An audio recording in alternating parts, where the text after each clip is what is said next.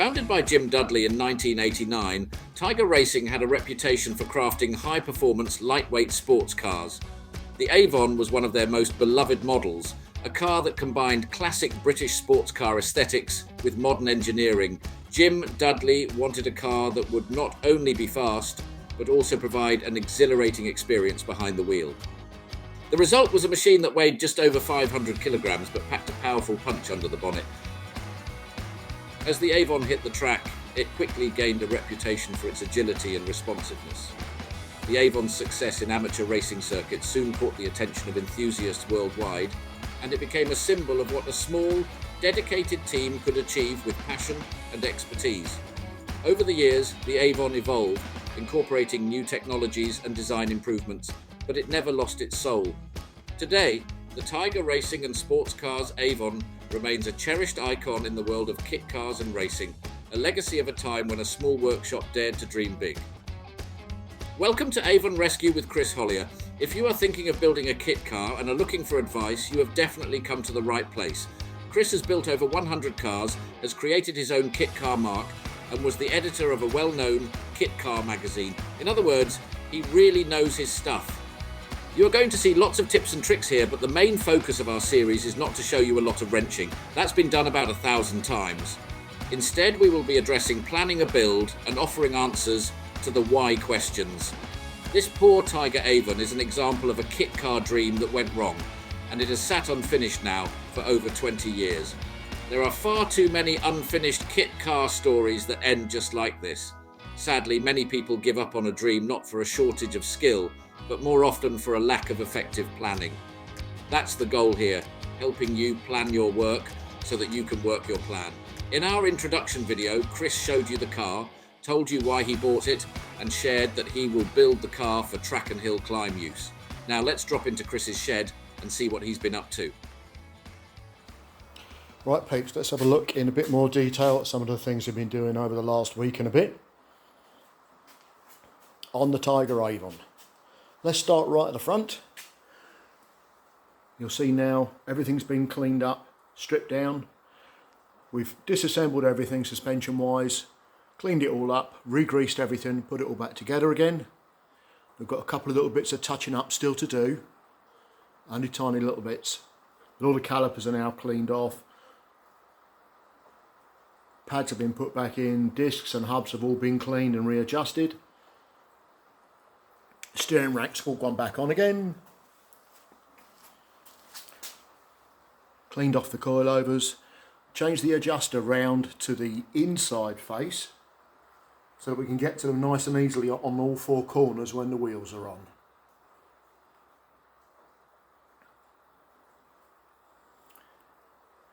If I move back a little bit, you can see I've made a mounting tray to put the battery in nice and low on this side next to the starter motor. I've had to put a little tiny notch in the chassis rail to do it, but I've boxed all that in. I haven't painted it yet, but I've boxed it all in, so that should be nice and strong. I wanted to keep the battery as low as I can in the car to try and keep the weight down and try and keep it as close to the starter motor as we can so we don't get too much voltage loss along a long battery lead. If you look underneath here, you can see where I've extended the driver's footwell and made an aluminium box to close it all back in again. Originally, this level here was back at this level here, level with the top tube that comes across. Now I've moved everything 125mm towards the front of the car to get my lanky legs in there. And it's involved quite a bit of fabrication. As you can see, I've managed to put this gusset plate on top here as well to act as the mounting for the master cylinder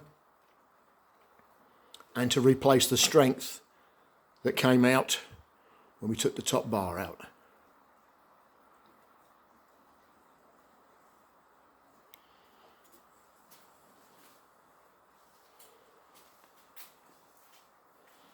This is the new reinforcing bar for the pedal box. I'll show you that back in position a little bit later on when I put the pedal box back in so you can see what I've done.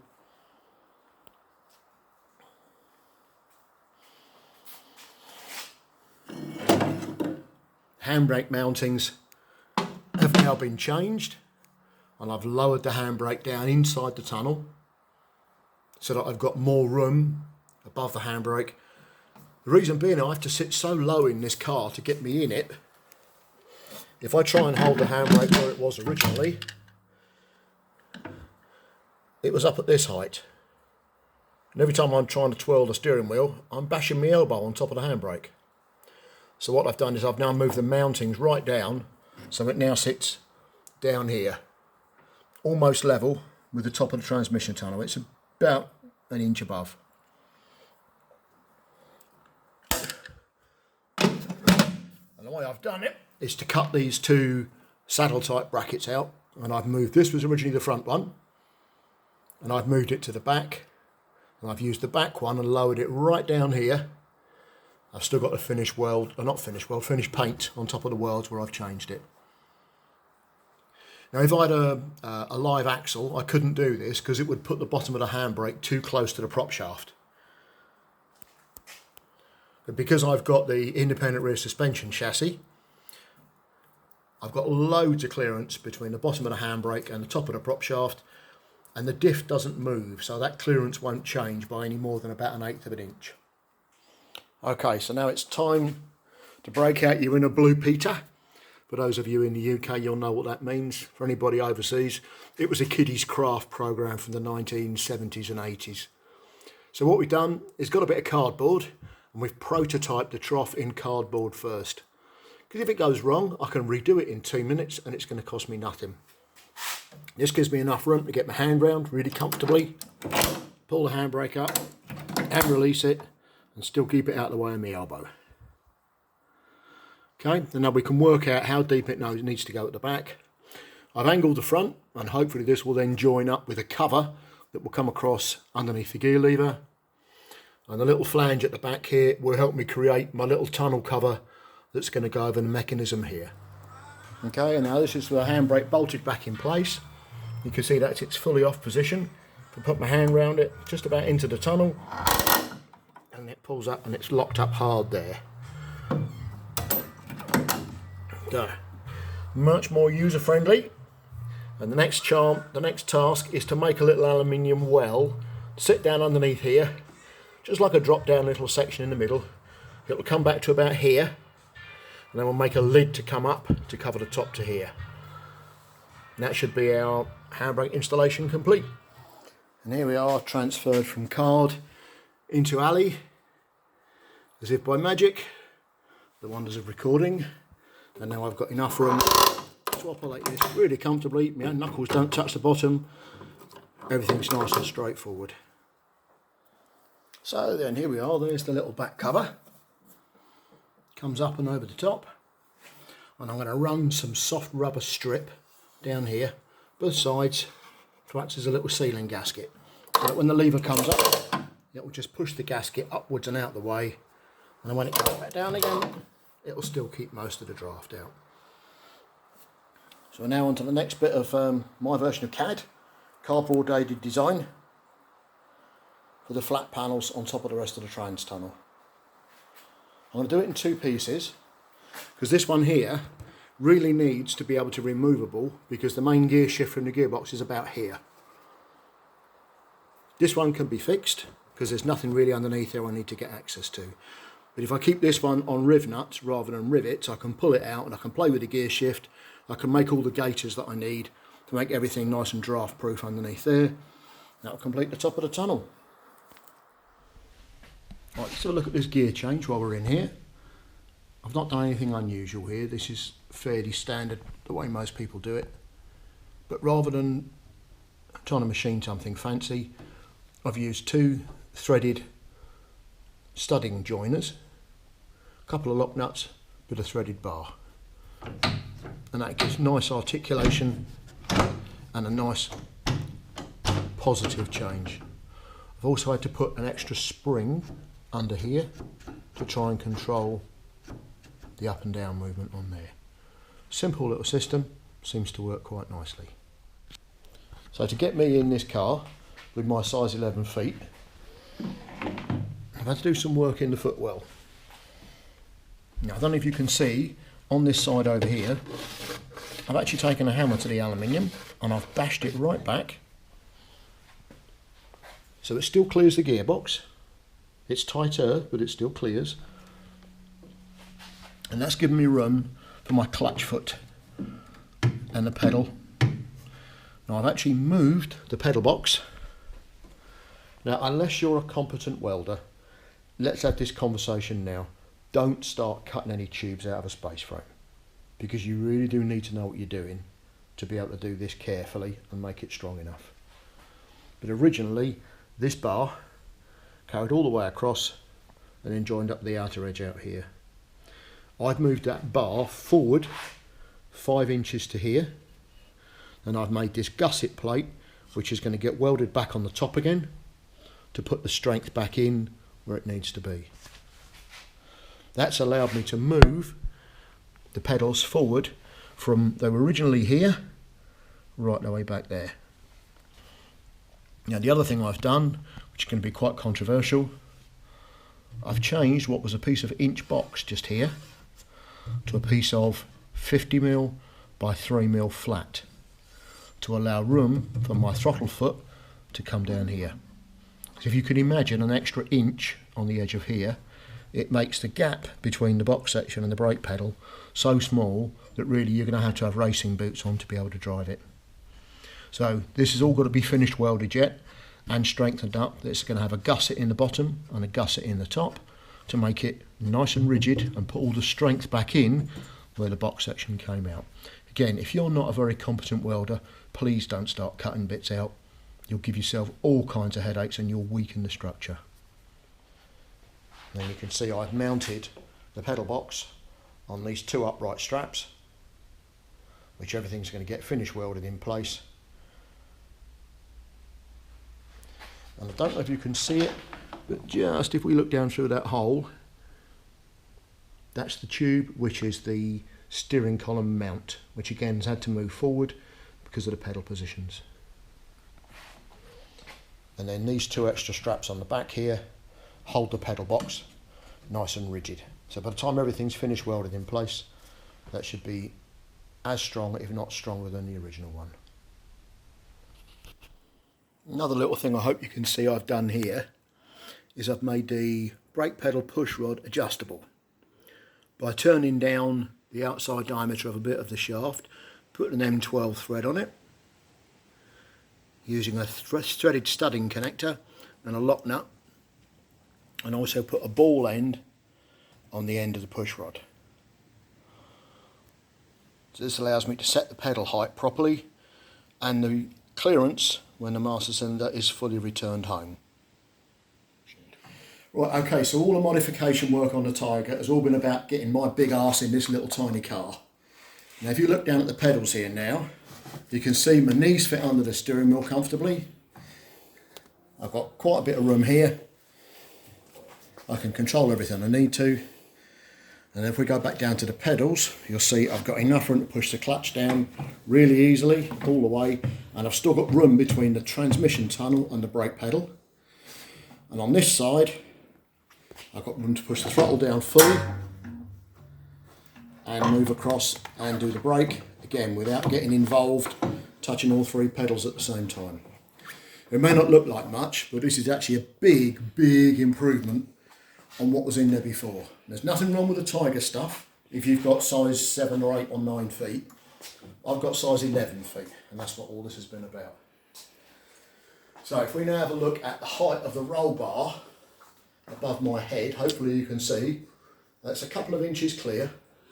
It's enough so that if necessary, I've only got to do that and my brains are safe. So that should suffice there.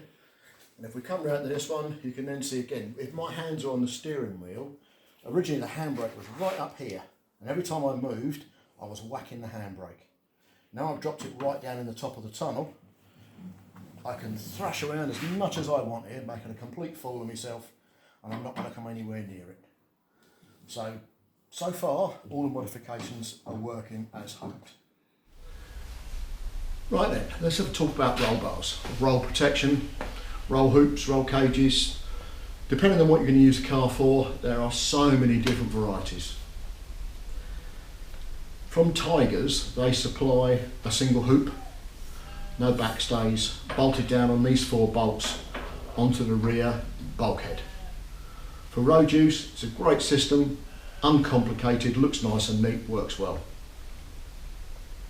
At the other end of the spectrum, if you're going full-on motor racing, circuit racing, you're going to need a full FIA cage, which comes across the top, down the side impact protection bars, everything. A lot of money, and they also make it impossible for somebody my size to get in. So what we had to do, compromise, balance, same old phrase, keeps coming up again, and cost. Now, if I was to go and get a roll bar made of this style, probably going to cost me £800–900. Because we're on the budget. I've been on eBay and I found a guy selling an old, and I do mean old, kit car rollover bar that had all kinds of brackets welded to it for hoods and seatbelt flaps. It was about a foot taller than this as well.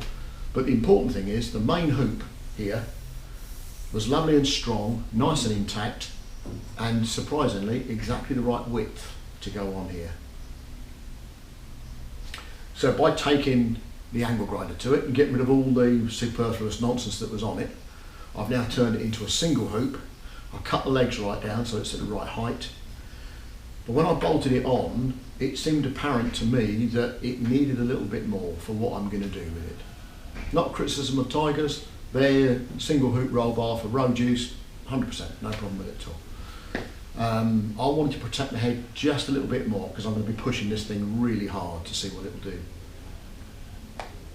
So I decided to add these diagonal rear stay legs. Now, one of the complications with putting these on is on the Tiger body, which I'll show you in a little while, there's nothing chassis-wise up the top level here. It's all down the bottom. So there was nothing to bolt the rear legs to.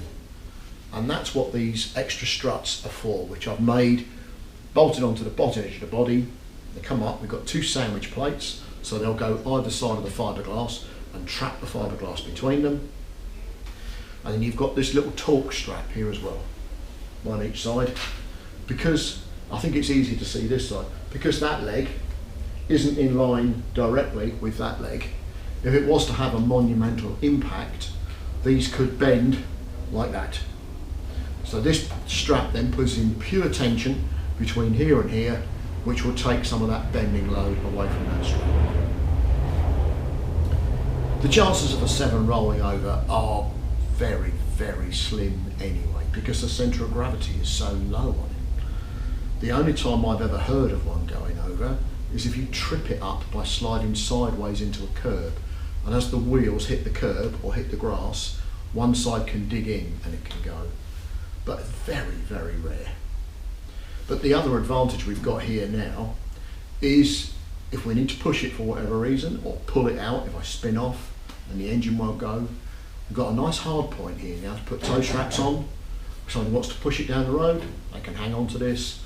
I can tie stuff to it. Gives me a really good hard fixing point, nice and high up. Strengthens up the back of the body tremendously as well. For finish, at the moment, as you can see, it's in raw steel. I was contemplating getting it powder coated, but that's another £75–80. If I use a really good etch primer, which I've already got some in stock, and then put some high build primer filler, flat it down and spray it in satin black, that'll cost me a total of about £10 in materials. Gives me more money to spend elsewhere on the car. So another little advantage of spraying it rather than powder coating it is if it does ever get chipped or damaged, I can touch it in again with a little brush very cheaply, very easily. While we're in this area, these here are the upper seatbelt mounts, and the Tiger mountings that go through this rear box section are really nicely done. They're welded top and bottom, they're lovely and strong through a piece of reasonably thick walled box section. And these M12 eyelets came off eBay. They were about £10 for the 4, something like that. So, because they're nice and strong and because of the way they're fitted, if anybody does want to try and get it through an IVA test later, these will comply quite comfortably. And this should give the tester quite a lot of confidence as well that the car's been built to a strong standard. So there's the roll bar. We've got loads of other chassis bits to show you before we start putting the body on, but I'll leave this one here for now. The rear suspension has all been apart, same as the front. We've cleaned and checked everything, make sure it's all well lubed, make sure everything's back where it should be and nice and tight. We've had the drums off, everything inside, all the brake shoes, levers, everything else is all nice and new. So we've got no complication there. So we're very close to being able to drop it back on its wheels and make sure everything's moving properly. I've got the engine and gearbox back out again at the moment because I want to start running the wiring loom and brake lines in the engine bay. I don't know if you remember from the first video, the original brake lines ran along this tube here. But because the exhaust manifold goes out through this hole here, they were directly above the exhaust manifold tubes. And that's going to get too much heat soak from the exhaust up into the pipes. So what I'm going to do now is I'm going to come out the master cylinder here, tuck them right round, and then come back down this corner and come underneath the exhaust forward. And that way the exhaust heat can go out through the hole, any heat can radiate upwards and not get us in any complications at all with the brake pipes.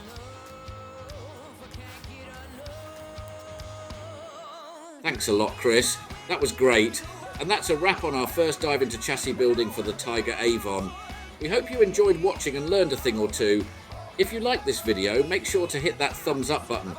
And if you're as passionate about cars as we are, don't forget to subscribe to the channel for more hands-on builds and automotive adventures. Stay tuned, because next time we're doing body fitment and positioning, as well as engine mounts and more. Got questions about the build or ideas for future videos? Drop them in the comments below. We love hearing from you and are planning a Q&A session where Chris can help you with some of your build issues. Thanks again, and we'll see you at 7 Spot.